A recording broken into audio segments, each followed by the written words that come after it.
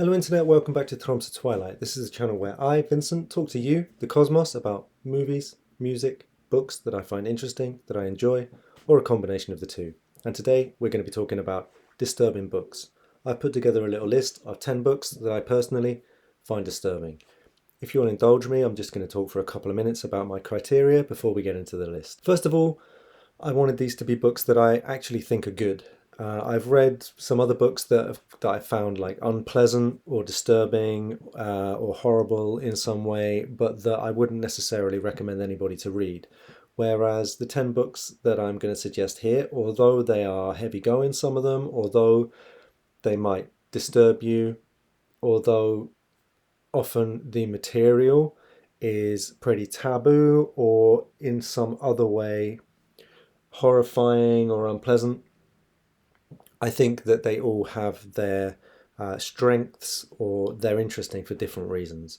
So I chose books that I think perhaps you might like to read. I also tried to choose books, with the exception of one that I don't remember seeing on other people's lists of disturbing books that I've seen on YouTube, because this is a video form that I've often enjoyed.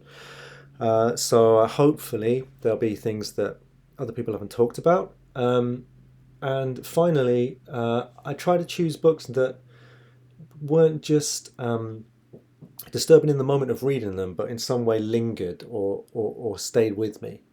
So my list is in no particular order. It's not like from 1 to 10 or 10 to 1, least to most disturbing. I couldn't possibly rate these books because they're a combination of fiction and non-fiction.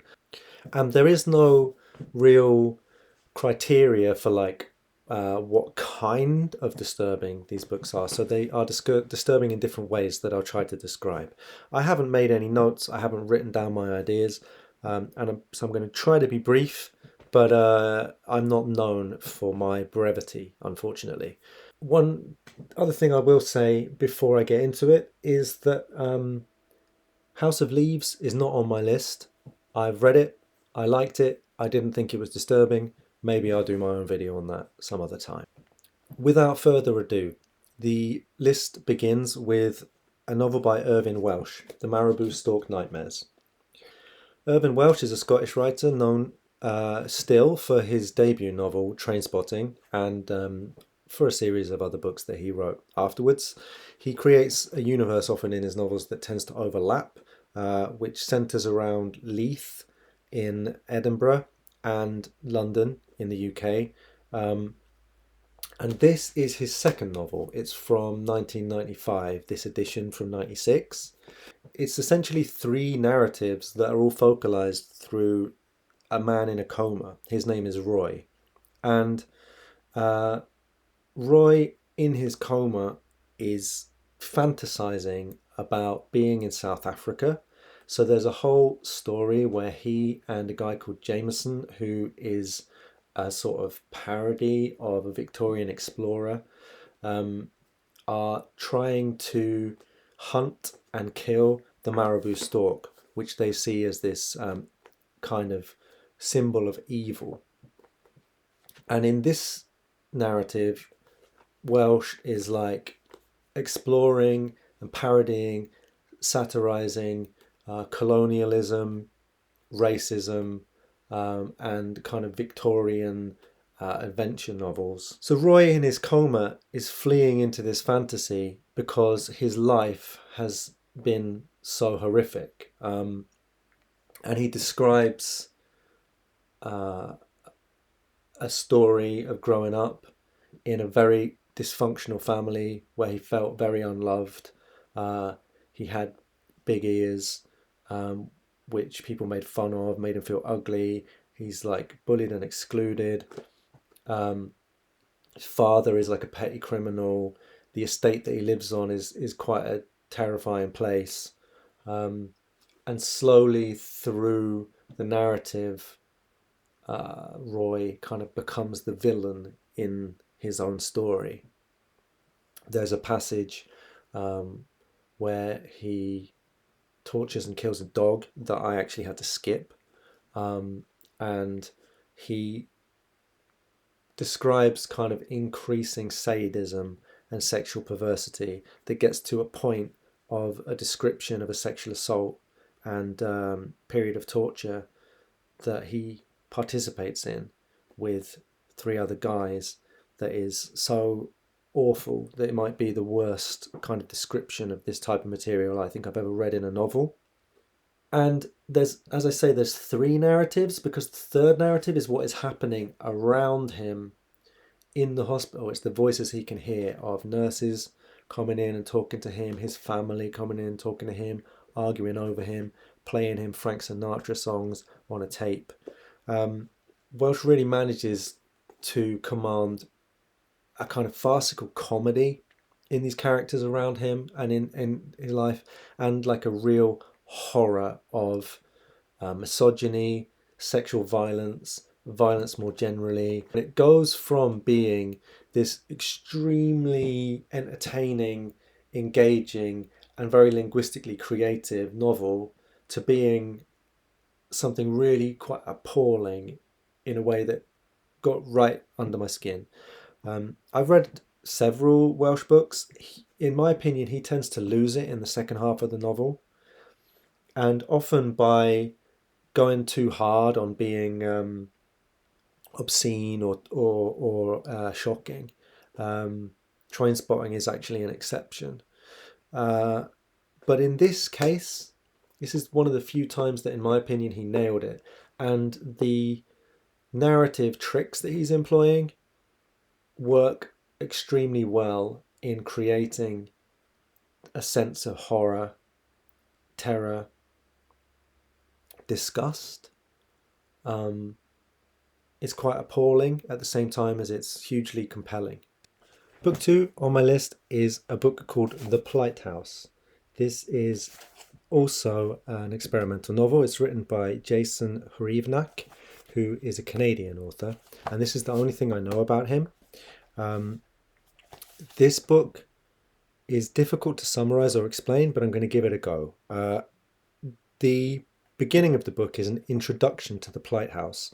The Plight House being a very unusual type of text, and the first part of the book is an introduction written by the person who has created the Plight House.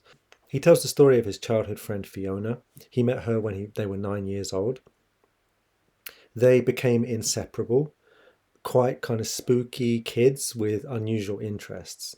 He describes how they found 2 dolls, a boy and a girl doll. They named them after themselves, smashed their faces, bound them in wire, buried them underground as a kind of dispatch to the world of the dead. They had a kind of shared fantasy world called the testing range, which they first of all just imagined as a kind of place of torture that they could send their enemies and only they could bring them back. But as time went by, the testing range became more and more complex, more and more consuming, and they created pages and pages and pages that they wrote and drew together, where they designed sadistic tests designed to break the spirit of people they disliked. So a girl in their class, for example, who was a violinist, they created a horrific test to see if she could stand this situation, and the prize would be that she would become a concert violinist.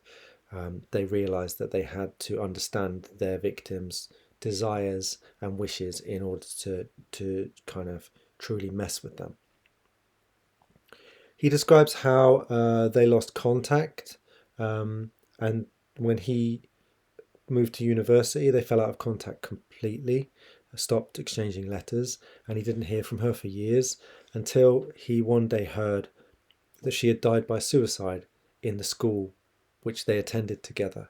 She sat outside the principal's office at night. She broke in, sat there, smoked a last cigarette, and cut her wrists and died.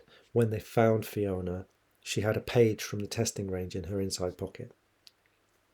So the narrator decides how he, in loss and grief, tried to write a text that, if she had encountered it on that night, she would have made another decision and she would have lived. And first he kept this for himself, but then he decided perhaps somebody else might need it, and he felt that he should publish it, even though he thinks that probably it would only work for Fiona. So The Plight House itself is broken into sections, and it's a kind of multiple choice test that addresses itself to the reader. And it starts quite innocuously. Childhood, walking in the countryside, you encounter a dark rider on the road. He challenges you to a battle of wits. Your intellect is keen, sharpened by sums and precocious reading, but the rider is confident of victory. He says there is a subject on which young girls believe themselves to be great thinkers, but on which none, in truth, are qualified to speak. It is on this subject that he aims to riddle you. To what does the rider refer? Music, beauty, love, or death? As the book goes on, the scenarios become stranger. For example, there's one: on your 20th birthday, you stand panhandling on the street. A man with amethyst eyes approaches you. He says that he was a childhood friend. He asks you out to dinner.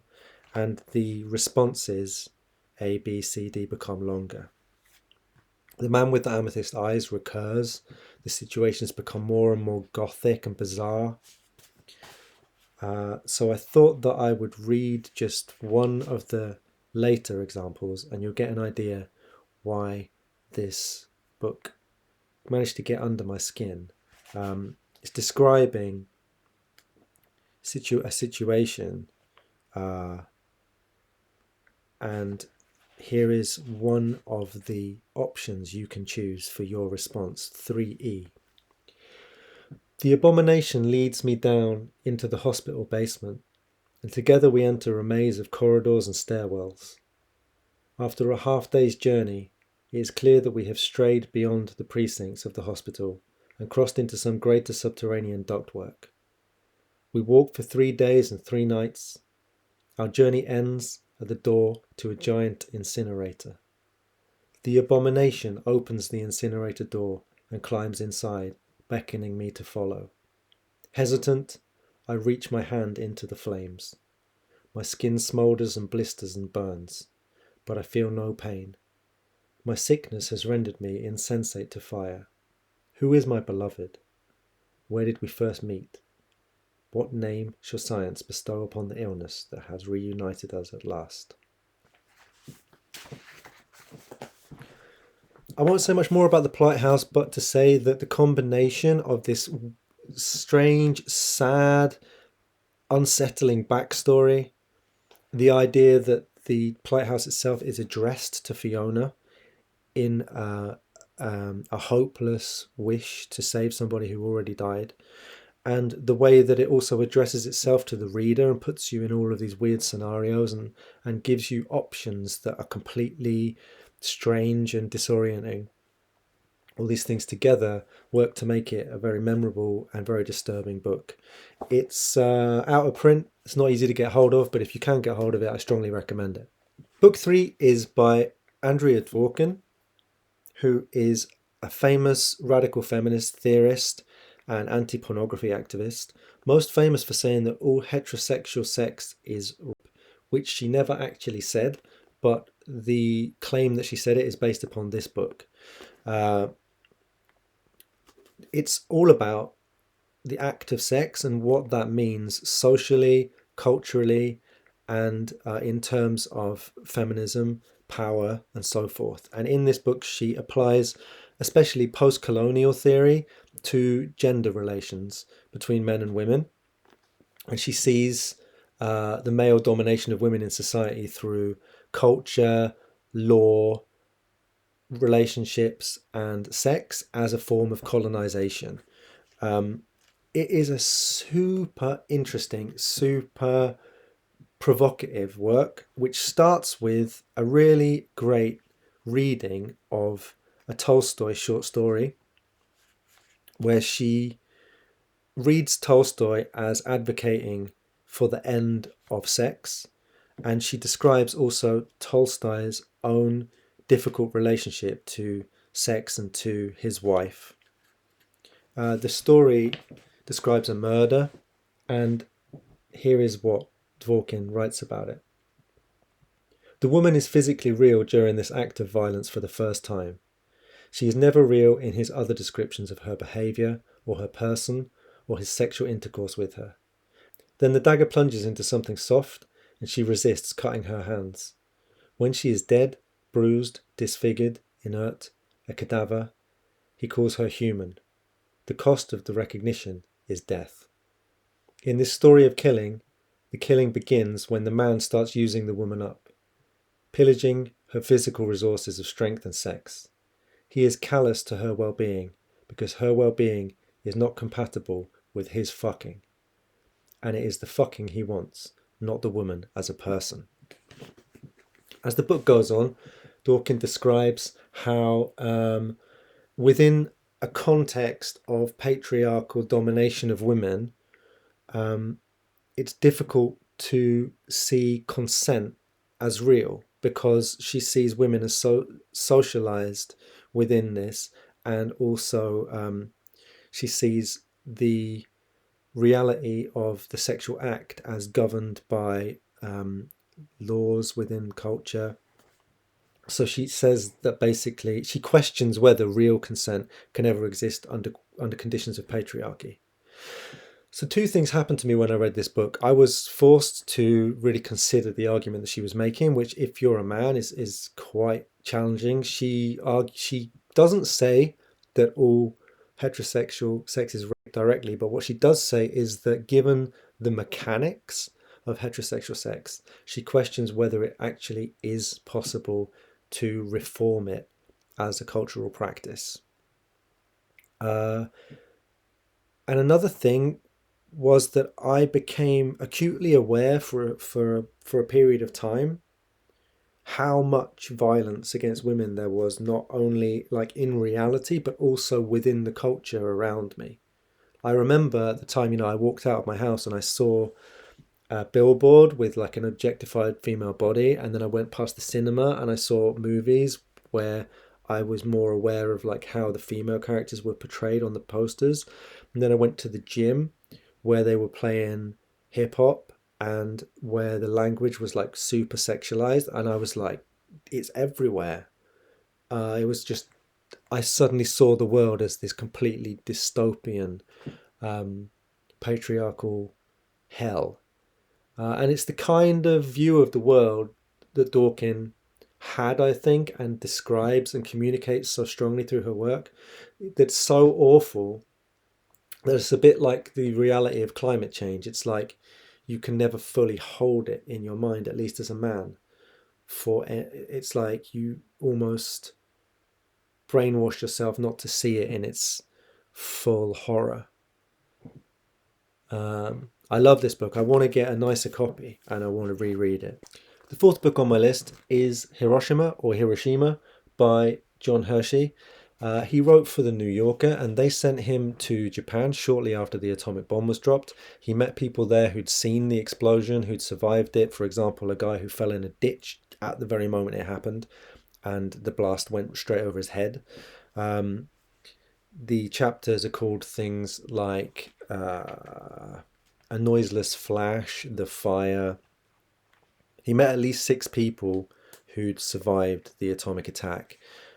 He writes in a journalistic fashion, doesn't try and sell you anything, doesn't use hyperbole, but gives you these episodic stories that as a reader you can use to try to imagine an event so appalling that it's beyond your capacity to imagine. 60,000 Japanese men, women and children were killed, 100,000 were injured, a whole seaport was destroyed, and this was only on the occasion. That's not to mention all of the effects of radiation subsequently. I've always thought that it's kind of terrible that after 9/11, America took the name Ground Zero and moved it to New York, because Ground Zero is in Japan. It's where the first atomic bomb fell. I just want to read a little short extract that gives you a sense of the tone of this book and why I liked it so much, at the same time as I really couldn't shake it after I read it. It's about a woman working in a tin factory in Hiroshima. Miss Sasaki went back to her office and sat down at her desk. She was quite far from the windows, which were off to her left. and behind her were a couple of tall bookcases containing all the books of the factory library, which the personnel department had organised. She settled herself at her desk, put some things in a drawer, and shifted papers. She thought that before she began to make entries in her lists of new employees, discharges, and departures for the army, she would chat for a moment with the girl at her right. Just as she turned her head away from the windows, the room was filled with a blinding light. She was paralysed by fear. Fixed still in her chair for a long moment, the plant was 1,600 yards from the centre. Everything fell, and Miss Sasaki lost consciousness. The ceiling dropped suddenly, and the wooden floor above collapsed in splinters, and the people up there came down, and the roof above them gave way. But principally, and first of all, the bookcases right behind her swooped forward, and the contents threw her down, with her left leg horribly twisted and breaking underneath her. There, in the tin factory, in the first moment of the atomic age, a human being was crushed by books. Book 5, one of the few proper full-on horror books that I have on my list, is Exquisite Corpse by Poppy Z. Brite. Poppy Z. Brite, a trans man who wrote this book pre-transition and under a pen name that I don't believe he uses anymore. He wrote 2 vampire novels that were moderately successful, and then out of nowhere he wrote this bizarre novel about 2 gay cannibal serial killers, one from the UK and one from America. The one from the UK escapes the police, moves to New Orleans and meets this other one, and they have a kind of romantic sexual relationship which is based around killing people and eating them. There's also a kind of strand of the book that's about AIDS and about AIDS terrorism, and there's a weird shock jock who's transmitting radio programs from a boat in New Orleans called Lush Rimbaud, I think. I haven't actually read this book since the early 2000s, but I still remember quite a lot about it. I think the 2 main characters are kind of based on Jeffrey Dahmer and Dennis Nilsen, as if Nilsen moved to New Orleans and met Jeffrey Dahmer, but the character is weirdly kind of more likable than Dennis Nilsen. Basically, the book is wild, and extreme horror has kind of moved on a lot since when this book came out in the mid-90s, but it's more disturbing still, despite the fact that extreme horror has become increasingly extreme with the decades.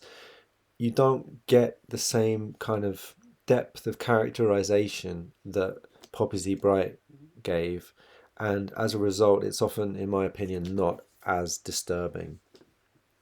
Maybe a short extract to give you an idea. He wore condoms during the sex he had with his guests, but that was almost incidental. He had tried wearing rubber gloves while cutting them open, unravelling them and taking them apart, but he found he couldn't bear to. He could sheath his cock, but his hands needed to feel the silken textures of their wounds, their slick interiors. And considering the other ways in which he used their meat, he supposed it was silly to bother taking any precautions at all. Poppy Z. Brite was wild back in the day. He moved on and started writing more kind of comedic novels after this. But this is almost like you get the sense that it was just something he just had to get out of his mind and down on the page. I've come to the conclusion that I can't expect people to watch a 1-hour video about disturbing books from a guy they've probably never heard of. So I'm gonna cut this video in half and give you a break. That was the first 5. I'll be back soon with 5 more books that I thought were so disturbing that even if I haven't read some of them for years, I still remember them, or if I've read them recently, they really stood out. Please come back and check it out. In the meantime, feel free to comment down below about books you've read that you found disturbing, or if you've read any of the books I've mentioned so far, what you thought about those. Like and subscribe, all that good stuff. Look forward to seeing you next time around.